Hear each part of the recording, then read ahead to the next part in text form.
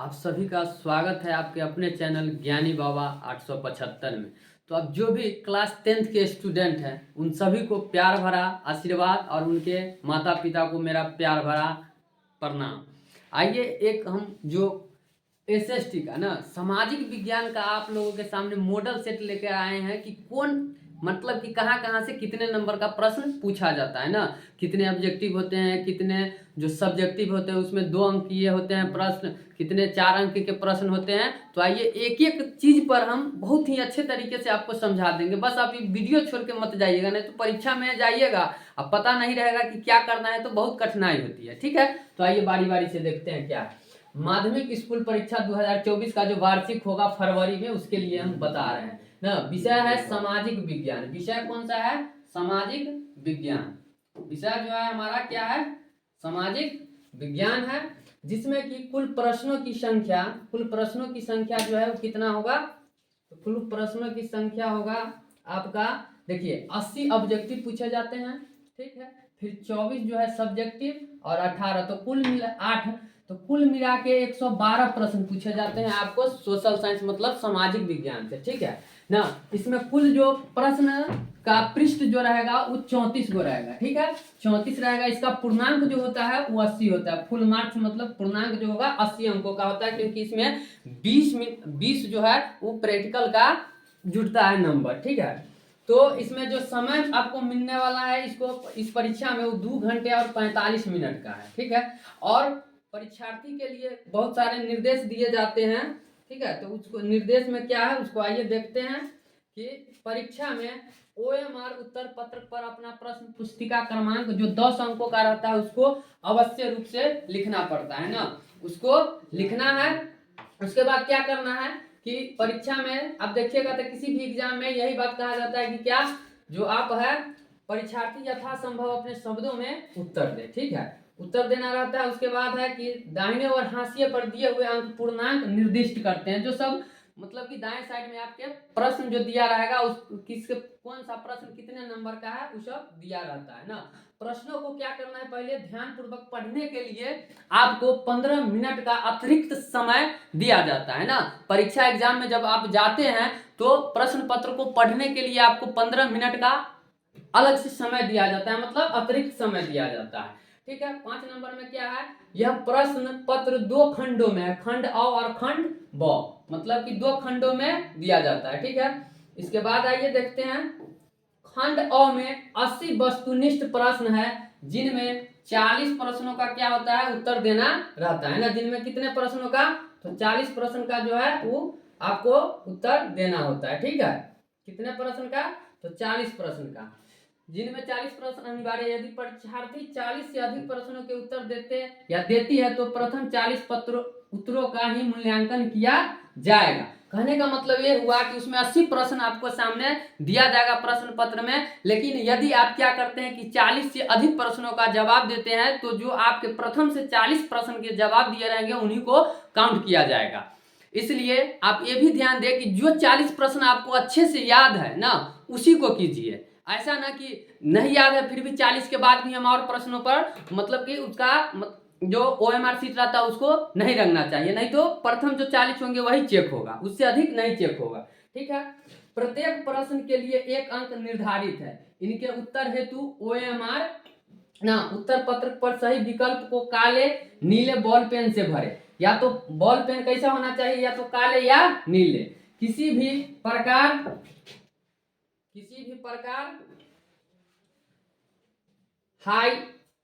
High टनर तरल पदार्थ blade नाखून आदि का OMR उत्तर पत्रक में प्रयोग नहीं करें, अन्यथा परीक्षा परिणाम अमान्य होगा। जैसे कि अगर आपके सामने OMR सीट में कहीं कुछ कोई प्रश्नों में भूल चूक से ए के जगह बी लग जाता है तो आप ऐसा नहीं करें कि उसको OMR सीट को या तो ब्लेड से या व्हाइटनर से कुछ भी मतलब कि उसको कचरा नहीं करना है, ठीक है। इसके बाद देखिए क्या होता है, सेक्शन ए में आपको खंड ए में ना खंड ब में सामाजिक विज्ञान के 5 विषय लघुत्तरीय प्रश्न है ना। प्रत्येक प्रश्न के लिए 2 अंक निर्धारित है।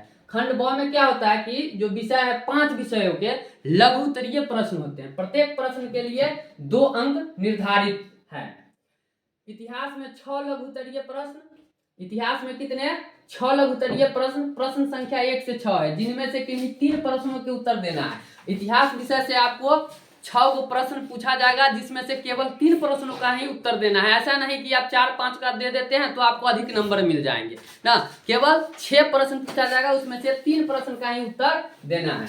राजनीतिक विज्ञान में 4 लघु उत्तरीय प्रश्न, इतिहास में से सबसे ज्यादा पूछा जाता है, ये बात आप ध्यान में रखिएगा। 6 को पूछा जाएगा इतिहास में से, और राजनीतिक विज्ञान में 4 लघु उत्तरीय प्रश्न, प्रश्न संख्या 9 से 12 है, जिनमें से किन्हीं 2 प्रश्नों के उत्तर देना है। 4 को पूछा जाएगा, उसमें से किन्हीं 2 ही प्रश्न का उत्तर देना रहता है। ठीक है, तो ये बात भी आप ध्यान से रहिएगा, देखते रहिए। अर्थशास्त्र में 4 लघु उत्तरीय प्रश्न ना, प्रश्न संख्या 15 से 18 है, जिनमें से किन्हीं 2 प्रश्नों के उत्तर देना है। इतिहास में देखिए आप 6 प्रश्न रहता है ना, उसके बाद अर्थशास्त्र में यहाँ देख रहे हैं कितना 4, जिनमें से कि 2 का उत्तर देना रहता है। भूगोल में 6 लघु उत्तरीय प्रश्न है, इतिहास और भूगोल से 6 प्रश्न पूछे जाते हैं लघु उत्तरीय, जबकि अर्थशास्त्र और पॉलिटिकल साइंस से जो है 4-4 पूछे जाते हैं। तो 6 पूछा जाएगा, उसमें से किन्हीं 3 प्रश्नों के ही उत्तर देना है। ठीक है, आपदा प्रबंधन में 4 लघु उत्तरीय प्रश्न ना, प्रश्न संख्या भी दिया रहेगा 29 से 32, जिनमें से किन्हीं 2 प्रश्नों के उत्तर देना है ना। आपदा प्रबंधन जो होता है उसमें 4 प्रश्न पूछे जाएंगे, जिसमें से केवल 2 प्रश्नों का ही उत्तर देना होता है। इनके अतिरिक्त 8 दीर्घ उत्तरीय प्रश्न ना, 8 वो कितना दीर्घ उत्तरीय प्रश्न पूछा जाएगा। उस प्रश्न का जो क्रमांक रहेगा 7, 8, 13, 14, 19, 20, 27 और 28 रहने वाले हैं। ठीक है, प्रत्येक प्रश्न के लिए 4 अंक निर्धारित है। 8 को प्रश्न पूछा जाएगा और प्रत्येक के लिए कितना 4 अंक निर्धारित है। इसमें इतिहास, राजनीतिक विज्ञान, अर्थशास्त्र एवं भूगोल में प्रत्येक से 1-1 दीर्घ उत्तरीय प्रश्न का उत्तर देना है। 8 प्रश्न पूछा जाएगा आपको दीर्घ उत्तरीय, जिसके लिए आपको 4-4 नंबर मिलते हैं, लेकिन उसमें से केवल 4 प्रश्नों का ही क्या है उत्तर देना है। ठीक है, तो यही है इसमें। जैसे कि अब हम आगे आपको प्रश्न भी दिखा रहे हैं, आइए देखते हैं। जैसे कि यहाँ पर अच्छा 8 नंबर में है, किसी प्रकार के इलेक्ट्रॉनिक उपकरण का प्रयोग पूर्णतः वर्जित है ना, जैसे मोबाइल, घड़ी उड़ी हो गया, इस सब का वर्जित है। आपका जो वस्तुनिष्ठ प्रश्न जैसे इसी प्रकार से दिया रहेगा आपके एग्जाम में, खंड या सेक्शन है ना, जिसमें वस्तुनिष्ठ प्रश्न ऑब्जेक्टिव टाइप क्वेश्चंस रहेंगे। प्रश्न संख्या 1 से 80 तक के प्रत्येक प्रश्न के साथ 4 विकल्प दिए गए हैं ना, मतलब कि 1 से लेके 80 तक के जो प्रश्न संख्या होंगे उनमें से आपको 4-4 ऑप्शन दिया जाएगा ना। प्रत्येक प्रश्न जो है 1-1 नंबर का होता है। अपने द्वारा चुने गए सही विकल्प को OMR शीट पर चिन्हित करें, केवल 40 प्रश्नों के उत्तर देना। या देखिए 40 प्रश्न का देना है आपको उत्तर, 40 गुने 1, मतलब कि प्रत्येक प्रश्न 1-1 नंबर के होते हैं। अच्छा, जैसा कि देखिए इनमें से कौन जैविक संसाधन नहीं है, इस प्रकार से आपके प्रश्न पूछे जाएंगे कितने 80 को, इसमें से आपको 40 का ही उत्तर देना रहता है। तो ये जो MCQ है वो OMR शीट आपको दिया जाएगा, जिसमें A, B, C और D ऑप्शन रहेंगे। ठीक है, उसमें आपको अगर आपको लगता है कि A ऑप्शन सही है तो A को बहुत ही अच्छे तरीके से गोल करना होता है, B अगर लगेगा तो B को गोल करना पड़ता है। ठीक है, आइए देखते हैं इसमें। इसके बाद जो है क्या कि सब्जेक्टिव प्रश्न को भी हम दिखा रहे हैं आपको, तो आप बने रहे हमारे साथ, छोड़ के मत जाइएगा क्लास को, क्योंकि यहाँ पर अगर आप समझ लेते हैं इन सारी बातों को तो आपको परीक्षा में जो है कोई कठिनाई का सामना नहीं करना पड़ेगा, किसी भी कठिनाई का सामना नहीं करना पड़ेगा। जुड़े रहे मेरे साथ। अगर यह वीडियो आपको पसंद आता हो तो इसे ज्यादा से ज्यादा लाइक, शेयर और चैनल को सब्सक्राइब करना न भूले, और साथ में बेल आइकन का भी बटन जो है दबाना ना भूले, ताकि अगर हम कोई भी वीडियो डाले तो उसका जो नोटिफिकेशन है वो आपके सामने सबसे पहले पहुंच जाए। आइए और आगे 80 नंबर के बाद देखिए यहाँ पर 59-60 आ गया ना। इसी प्रकार से आपके सामने 80 प्रश्न दिए जाएंगे, सभी में देखिए 4-4 है ना।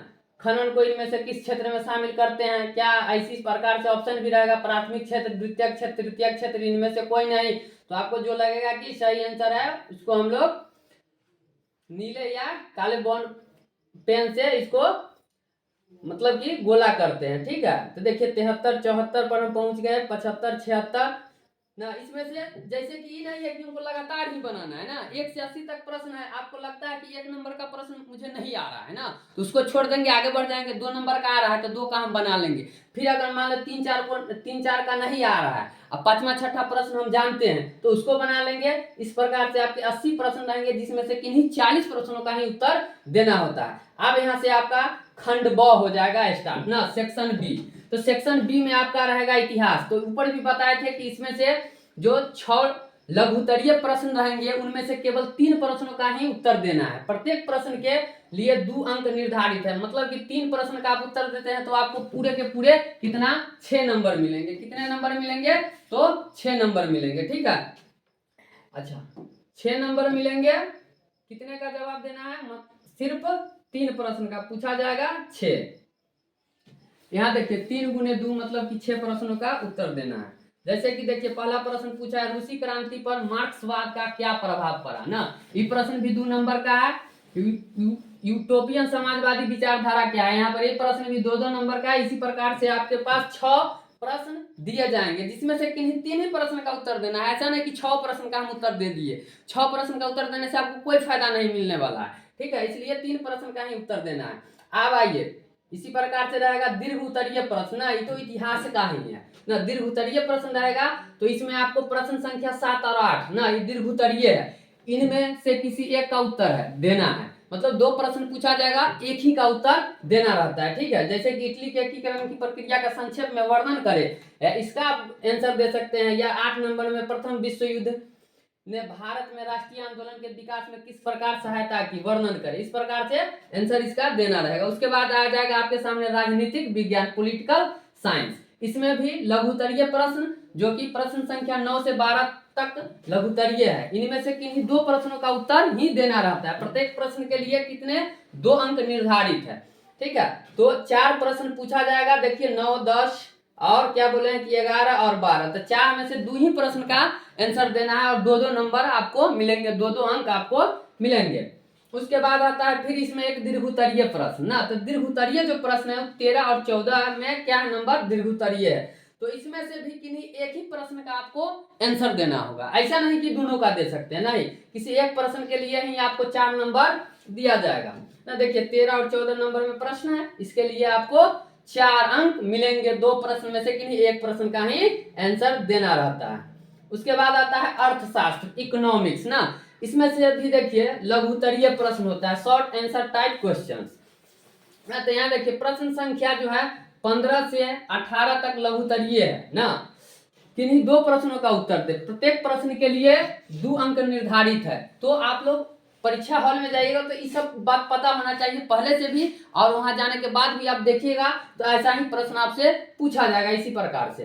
तो इसमें से भी 4 प्रश्न पूछा जाएगा, तो आप कितने का आंसर देना है, तो 2 का। जैसे 15, 16, 17 और 18, चारों प्रश्न में से किन्हीं 2 ही प्रश्न का जो है आपको आंसर देना है। उसके बाद फिर आ जाता है इसी का दीर्घोत्तरीय प्रश्न ना, 19 और 20 जो प्रश्न संख्या है वो दीर्घोत्तरीय है। ये प्रश्न जो है दीर्घोत्तरीय 4 नंबर का पूछा जाएगा। ठीक है, 2 प्रश्न रहेंगे आपके सामने, 2 में से किसी एक का ही जवाब देना है। जैसे कि या तो 19 का दे लीजिए या फिर 20 का, किसी एक प्रश्न का आपको आंसर देना रहेगा। उसके बाद आता है भूगोल, तो इतिहास के तरफ भूगोल से भी 6 प्रश्न पूछे जाते हैं। कौन? लघुत्तरीय प्रश्न। इसमें से किन्हीं 3 प्रश्न का ही उत्तर देना होता है, किन्हीं 3 प्रश्न का उत्तर देना होता है। जैसे कि 21, 22, 23, 24, 25 और कितना 26, तो 6 प्रश्न दिए हुए हैं। इसमें से किन्हीं 3 प्रश्नों का हम लोग जवाब देंगे, उसके बदले 2-2 अंक अवश्य मिलते हैं। ठीक है, उसके बाद आता है भूगोल का भी दीर्घोत्तरीय प्रश्न, मतलब कि दीर्घोत्तरीय जो प्रश्न संख्या 27, 28 में रहेंगे। ठीक है, और जो प्रश्न है वो एक प्रश्न होते हैं 4 नंबर का दीर्घोत्तरीय। 2 प्रश्न इसमें दिए रहेंगे, जिसमें से केवल एक प्रश्न का ही आपको आंसर देना है, उत्तर देना है। अच्छा, उसके बाद आता है आपदा प्रबंधन। ठीक है, तो इसमें भी लघुत्तरीय प्रश्न जो है आपके 4 पूछे जाते हैं। कितने? 4 प्रश्न पूछे जाते हैं, और उनमें से केवल 2 प्रश्नों का ही उत्तर देना होता है। 2 प्रश्नों का ही उत्तर देना होता है। ठीक है, इस प्रकार से देखिए इसमें से 2 प्रश्न का ही हम लोग उत्तर देंगे। तो इस प्रकार से आज का हमारा वीडियो यहीं पर समाप्त होता है। तो यदि आपको यह वीडियो अच्छा लगा हो तो हमारे साथ बने रहिएगा, वीडियो को लाइक कीजिए, चैनल को सब्सक्राइब कीजिए। धन्यवाद।